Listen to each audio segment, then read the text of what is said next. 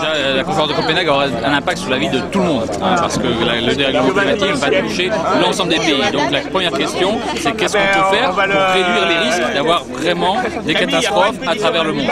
Et au quotidien maintenant, ce que la conférence de Copenhague peut changer, c'est qu'on peut prendre des engagements pour réduire nos émissions de gaz à effet de serre et donc développer plus les transports collectifs. Dans le 20e arrondissement, il y a besoin encore de transports collectifs supplémentaires. On est en train de faire le tramway, mais il y a d'autres besoins dans le cœur de l'arrondissement. C'est favoriser la transformation des logements en des logements qui soient moins consommateurs d'énergie.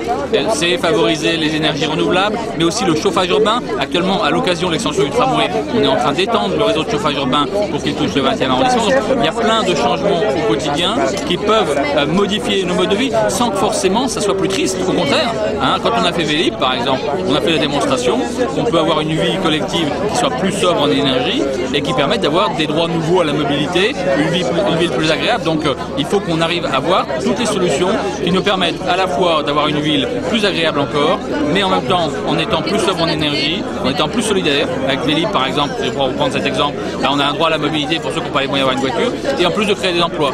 Tout ça, ce sont les enjeux de Copenhague, c'est pour ça qu'il faut réussir à Copenhague. On n'a pas le droit d'échouer, hein, parce que les scientifiques nous disent qu'aujourd'hui le dérèglement climatique s'accélère par rapport y compris au pire des scénarios qu'ils avaient envisagés il y a seulement 2 ans. Donc on n'a pas le droit d'échouer, les chefs d'État n'ont pas le droit de dire oh bah finalement on va attendre encore quelques mois pour se mettre d'accord. Pendant ces quelques mois, c'est des millions de tonnes de gaz à effet de serre qui continueront à partir de l'atmosphère et qui auront des impacts pendant des générations et des générations.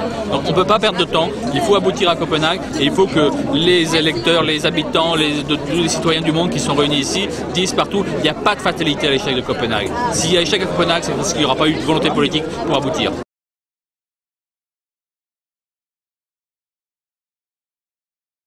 Le quartier de Frégal-Fontarabie, il fait la démonstration qu'on peut faire de l'isolation thermique, avoir une moindre consommation, à la fois dans un quartier où on a à la fois des logements neufs et des logements anciens. C'est vraiment une opération exemplaire qui fait la démonstration que même dans un tissu urbain existant, un peu compliqué, avec ses particularités, avec du logement social, etc., on peut réussir à avoir des quartiers dans lesquels on consomme extrêmement peu d'énergie. Donc je sais très bien que le 20e arrondissement soit promoteur, de même que le 20e arrondissement va être promoteur en accueillant les premières micro-hydroliennes qui seront sur la Maison de l'Air au mois de janvier prochain. Donc le 20e arrondissement est le lieu sur lequel on porte un certain nombre de projets parce que sans doute il y a des élus qui sont particulièrement attachés à développer l'écologie dans cet arrondissement.